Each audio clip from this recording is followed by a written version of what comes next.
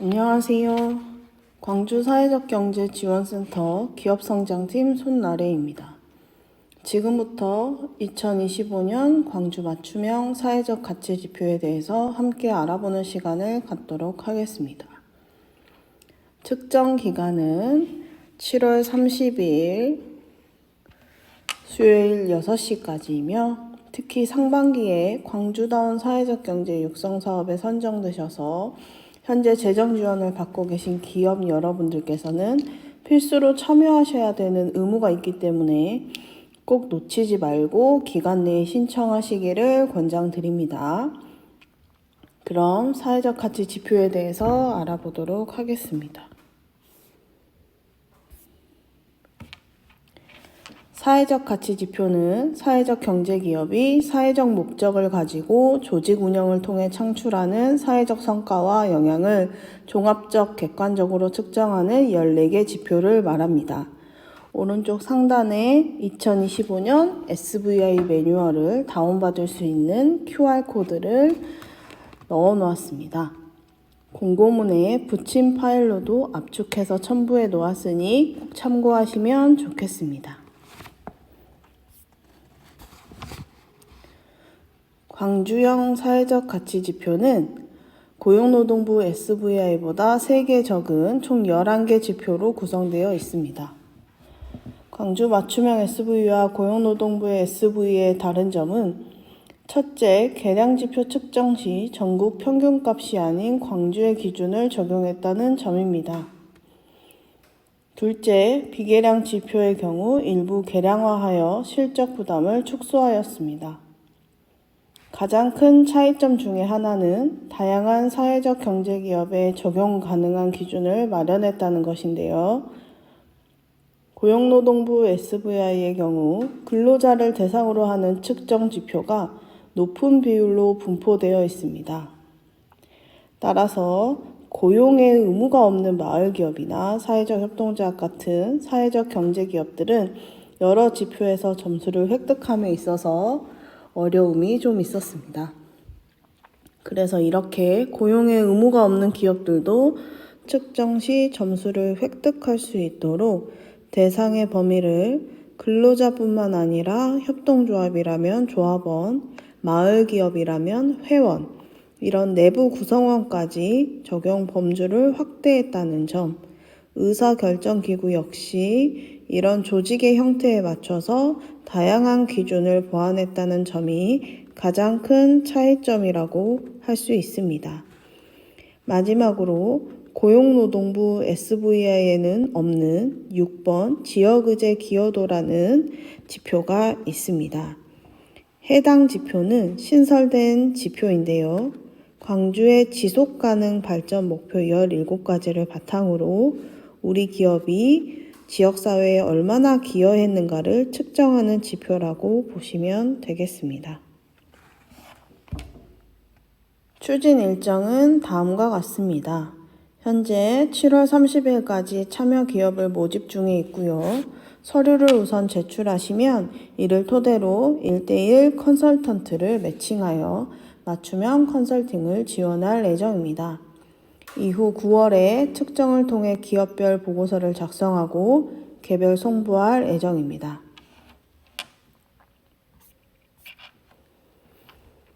컨설팅은 앞서 말씀드렸다시피 측정 신청서를 우선 다 작성해서 제출해 주셔야만 매칭이 가능합니다. 공고문에 첨부된 측정 신청서 서식을 보시면 컨설팅 희망 여부를 체크하는 칸이 나옵니다. 이 부분에 컨설팅을 희망하실 경우 여에 체크를 하셔서 11개 지표 전부 증빙서류와 함께 제출해 주시면 되는데요.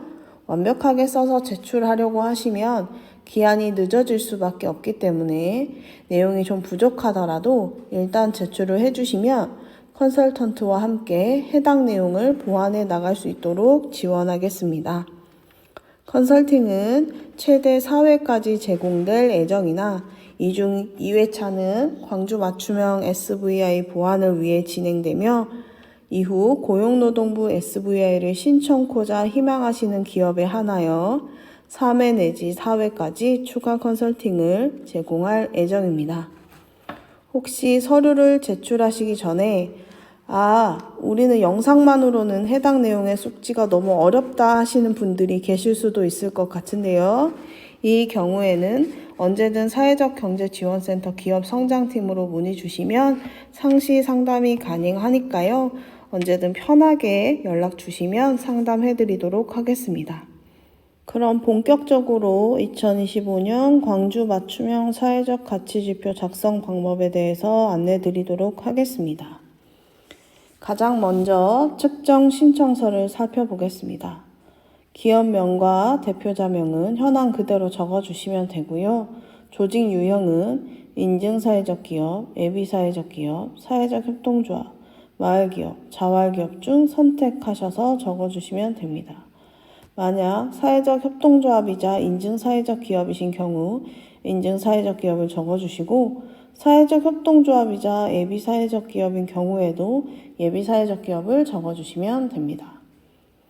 설립일은 사업자 등록증 게시일을 연월일까지 기재해 주시면 되고요.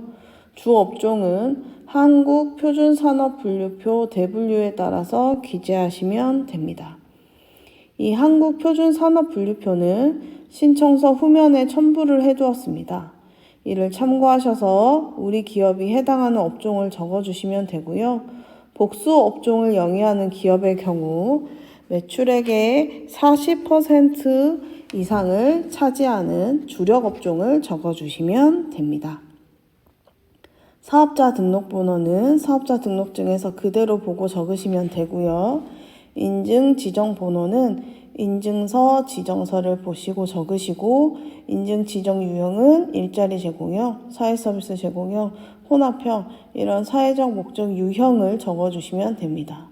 이 인증 지정 번호랑 인증 지정 유형은 사회적 기업과 예비사회적 기업만 해당하기 때문에 여기에 해당하지 않는 분들은 빈칸으로 두시면 되겠습니다. 전화번호 2개 다 적어주시고요. 주소는 도로명 주소 적어주시면 됩니다.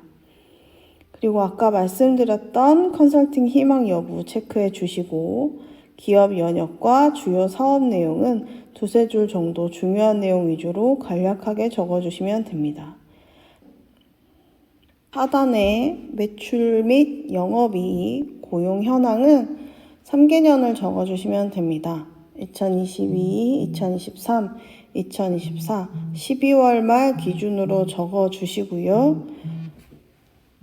만약에 2024년에 신규 설립된 법인이다 하시면 2024년 실적만 적어주시면 됩니다. 상반기에 광주다운 사회적 경제기업 육성 사업을 신청하셨던 분들은 아시겠지만 이 고용 현황을 조회하실 때 고용보험 사업장 취득자 명부를 해당 연도 12월 31일 기준으로 동일한 날짜 하루로 조회하시면 12월 말 기준 근로자 명수를 확인할 수 있습니다. 그래서 각 연도별로 조회하셔서 근로자 수를 적어주시면 되고요. 그 외에 증빙 서류들은 하단에 노란색으로 표시된 서류들 챙겨서 PDF로 변환하신 후 폴더에 넣어주시면 되겠습니다.